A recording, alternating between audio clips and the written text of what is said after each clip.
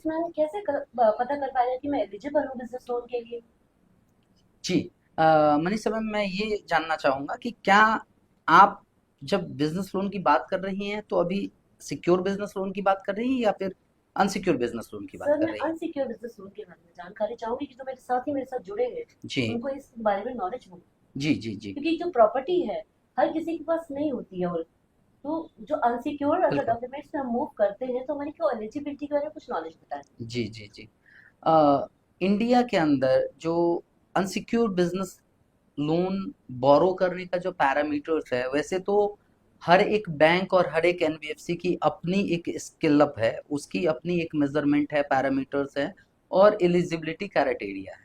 But overall जहां तक मैं समझ पा रहा हूं और जो बेसिक होनी चाहिए, जो एक बिजनेसमैन, एमएसएमई या एंटरप्रेन्योर को अपने बिजनेस में फंड अगर फाइंड आउट कर रहे हैं, तो क्या क्या चीज पे उनको ध्यान रखना चाहिए, क्या चीजें होनी चाहिए, तब जा कर के वो बिजनेस लोन के लिए अप्लाई करे या फिर मूव करे या उसके लिए सोचे।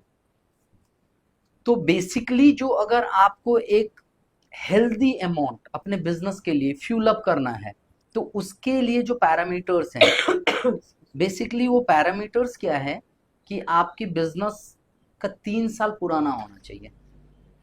अब इसमें 3 साल पुराना ही क्यों होना चाहिए, इसमें एक मैटर करता है, क्योंकि करंट ईयर में आप रनिंग है, लास्ट ईयर का फाइनेंशियल ईयर होता है क्लोजिंग, तो उसमें पूरी वैल्यूएशन होती है कि आपकी कंपनी किस लेवल पे गया, और उससे लास्ट जो ईयर होता है, मतलब लास्ट थर्ड ईयर, उसमें ये देखा जाता है कि 3 साल जो आपने एक स्टेबल किया बिजनेस को, या मोर देन 3 ईयर, तो उसमें क्या आपके अप एंड डाउन चल रहे हैं, क्या डेटर्स हैं, क्या क्रेडिटर्स हैं, कितने, अगर आप मैन्युफैक्चरर हैं तो कितने स्टॉक आपके रुके हुए हैं, ट्रेडर हैं तो स्टॉक में क्या है डेडलाइन आपकी, जो पेमेंट साइकिल्स है वो क्या है, इन सब की मेजरमेंट के लिए अनसिक्योर बिजनेस लोन में 3 साल का पुराना रजिस्ट्रेशन या बिजनेस करता हुआ होना चाहिए।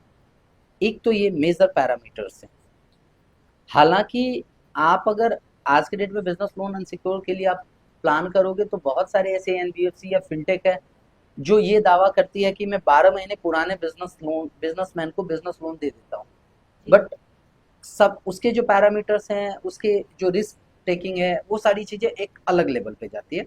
उस पे हम लोग डिस्कस करेंगे बाद में। अभी पैरामीटर्स देखते हैं कि जो 3 साल पुराना होना चाहिए, पहला पैरामीटर। दूसरा पैरामीटर है कि हमारा टर्नओवर क्या है। बेसिकली अगर 3 साल हो गया और अगर हमने 50 लाख से भी स्टार्ट किया या 10 लाख से भी स्टार्ट किया, तो एक साल में अगर 10 लाख से हमने स्टार्ट किया है, तो रोटेशनल होता है 7 to 8 टाइम्स, मतलब एक साल में 80 लाख का टर्नओवर होगा, दूसरे साल में वही रिपीटेड होगा। तो ओवरऑल जो टर्नओवर चाहिए होता है 3 साल में किसी हेल्दी बिजनेस के लिए, तो अगर 1 CR प्लस है, तो बैंक या एनबीएफसी को ये लगता है कि आप पैसे को सही से यूटिलाइज कर पा रहे हो, बिजनेस में सही से रोटेट कर पा रहे हो और आपका बिजनेस हेल्दी है। मतलब अगर बैंक या एनबीएफसी आपको पैसा देगी, तो वो रिकवर हो जाएगा। दूसरी सबसे मेजर बात होती है कि आपकी रेसिडेंशियल स्टेबिलिटी क्या है। ये एक बहुत बड़ा भूमिका निभाता है। हालांकि ये अनसिक्योर है तो कोई प्रॉपर्टी का पेपर नहीं चाहिए, बट एक ये होता है कि आपका अपना घर है, आप पिछले 10 साल से रह रहे हैं, 15 साल से रह रहे हैं, या फिर अगर रेंट पे भी रह रहे हैं, तो रेंट पे जहाँ रह रहे हैं वहाँ आपकी स्टेबिलिटी, कंटिन्यूटी क्या है। ऐसा तो नहीं एवरी ईयर आपका रेजिडेंशियल प्रेमिसेस चेंज हो रहा है या क्या है, वो भी मेजर करता है। अगर ये 3 पैरामीटर्स में आप खरे उतरते हैं, तो एक अच्छा लोन अमाउंट कम से कम ब्याज दर पे आपको बैंक या एनबीएफसी इजीली ऑफर कर दे।